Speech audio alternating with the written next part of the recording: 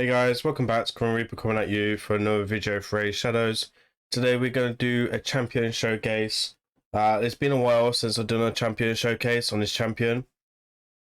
It's been about a year or so, so I really wanted to do another showcase on him. So he's kind of big for Hydra. I've rebuilt him and everything. So generally when I did the video, I didn't have as much knowledge on Hydra like I do now.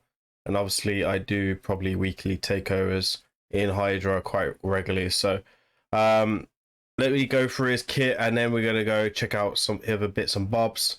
But if you're not aware already, he was a guaranteed champion in Sacreds. I think it was 20. I called it out straight away that it was going to be amazing in Hydra, and a lot of people said it would, a lot of people said it wouldn't. So I'm happy to be right about that. So what the kit does then, so places increased speed on all allies for 2 turns and fills the turn meter by 30%, then grants its champion an extra turn. This is on a 4-turn cooldown, which is basically a 3-turn cooldown. And then here, attack all enemies has a 100% chance once blocked, a place in decreased speed, and a leech for 2 turns, so it's bringing a heal, etc. This is on a 3-turn cooldown. He'll attack all enemies and has a 40% chance of placing a decreased attack for 2 turns, and then has a chance of increasing to 75, which it does. No, it's 75 for against targets under debuffs. So I think if there's so many debuffs, this can weak it, but if there's so many debuffs, he will generally land that decreased attack. So really strong kit overall, all AoE. So for faction wars, again, absolute god tier. Can actually be really good in dungeons as well. Today the video is mainly going to be on Hydra because that's mainly his S tier spot. It's probably top 5, top 10 legendaries in the game. The closest champion to him is definitely is Lady Kimmy, but he just brings so much more than Lady Kimmy, and he is way better than Lady Kimmy. So yeah, for me, that's huge. We have been running into Nightmare. This is a full auto team, so you're more welcome to go and check out the builds. I do have all the builds on other teams, on other champions, so on other videos you can check out, or you can reach out to me in Discord. But mainly we're going to just be showcasing the one champion. So yeah, we're going to go into it, then I'll come back with some bits and bobs and stuff like that. So yeah, let's get into it. So before we show you the replay, I want to show you the kind of team setup and stuff like that. So we've got 2 champions in here. So Chris is mainly in here to give protection, brings a second type of decreased attack, decreased defense, allied protection, so someone that can bait mischief, someone who can lock down DK. Same as Husk as well, really, but Husk can also bring in damage. Same as Royal Guard, he is just pure DPS.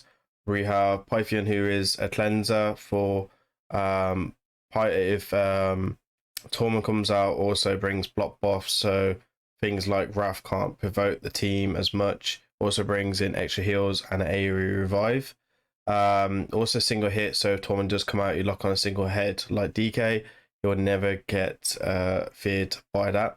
Yugo brings a block buffs, the defense down, and also brings in the heals as well, and does have some type of weird revive. And then obviously NEKMO is in here to bring some type of CC, slow down them, the boss, speed us up so we can overlap the boss and try and get many AoEs in as possible.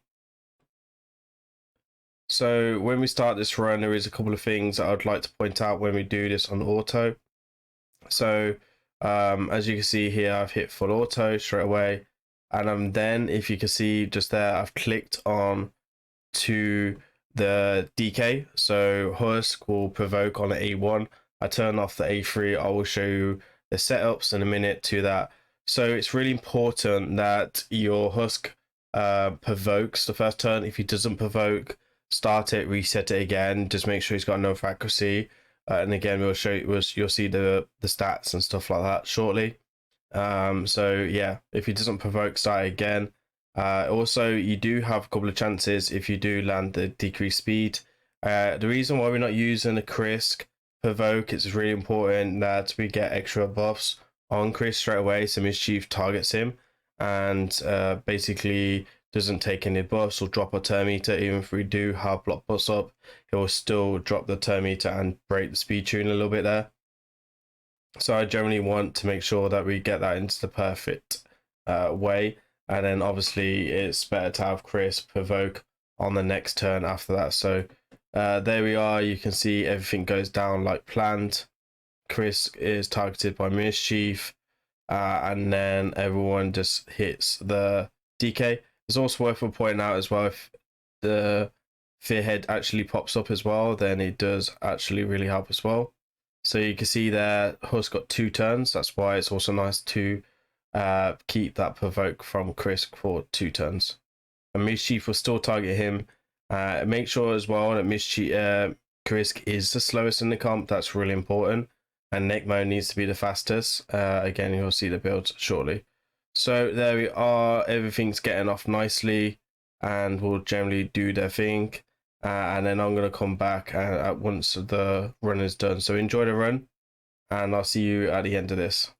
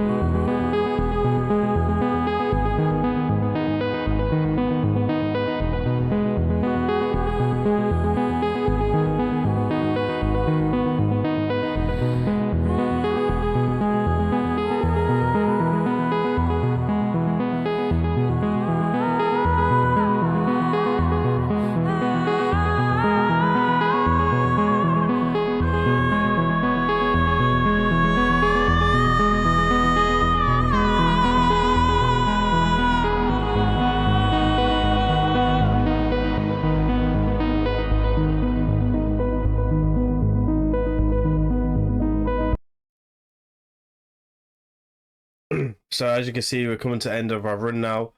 More or less, we got 60 million, very easy damage for 2 key.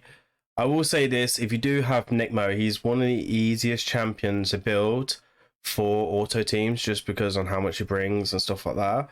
And stuff. So if you do have NEKMO, if you are not using him, make sure you start using him because it's god tier. To be honest, he did swallow the champion 1 turn 45 after 20 minutes of doing hydra full auto.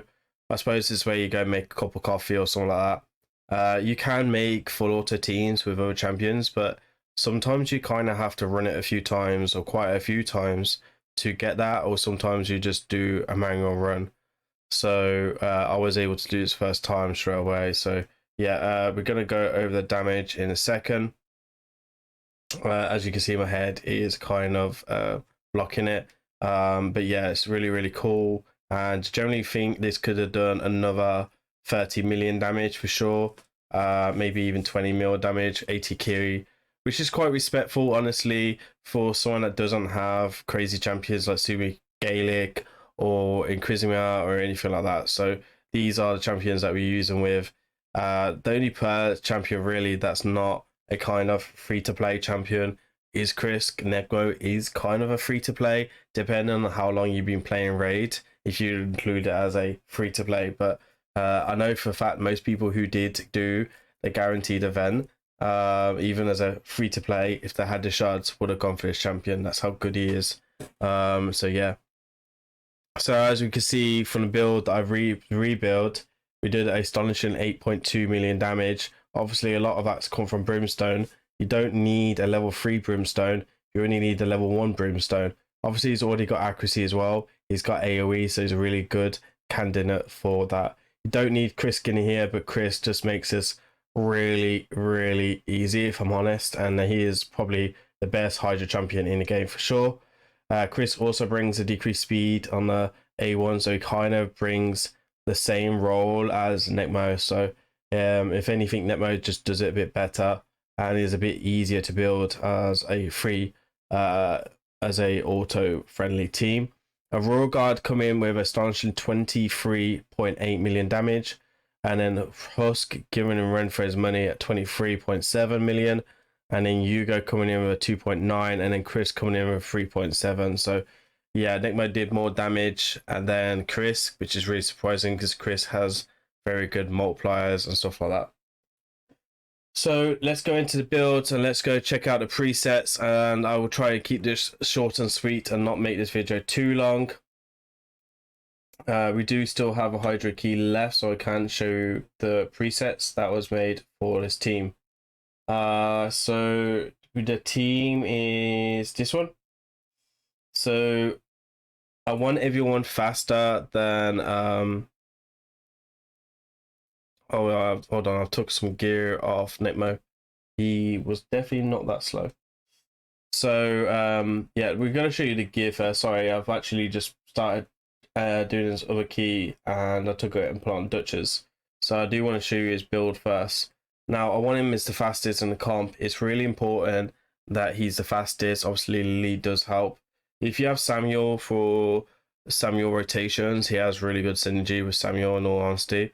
So how do we build him? I've gone for good HP, reasonable defense, much speed as possible. I've actually gone for critical rate and his build and the 400 accuracy that's when needed. Now you don't need critical rate, just bearing in mind you will make a little bit more damage if he's crit capped. So that's generally the last thing that you want to do. And I tried adding some critical damage in there as well. But the most important is HP, defense, speed, and accuracy. They're the main 4 stats that you want to focus about, really. So if you can get him crit capped, that's great. If you can get some critical damage in there, even better. If you can get him in relentless, even better. I've opted out for the relentless just because generally I've run him so fast, and if you run him at 300 speed, you don't generally need him to be like crazy. So as you can see, you got critical rate gloves, accuracy chest, and then kind of a crazy triple speed there. The blessing obviously is Brimstone. Now I haven't took anything to try and enhance this. It's just a 30% chance of landing a Brimstone, went as a level 1, gives you a 15% chance. Level 2, which is what I'd probably recommend going for if you can get it, and if you are looking to invest your hydra champions for this, that is what I'll probably do as well. But that is going to give you a 5,000 HP extra. Here's masteries then, so there is some kind of key masteries in here that you really want to focus about. War Master obviously is a tier 6. If you are struggling to get the accuracy you want, make sure you take Eagle Eye. That is the last kind of your options if you are really struggling for gear, or if you're trying to build this for brutal heart. Master Hex is a huge one, so make sure you take that. And then Law Steel is basically a must, guaranteed to take these two on that. And then maybe you can take Sniper as well, as to give you the extra 5% chance to land that decreased attack on the A1. Cycle of Violence is really cool because it kind of gives you like a really good chance of putting your skills on cooldown, which will help get through your skills much better. Life Drinker will heal you up, so that's quite good as well.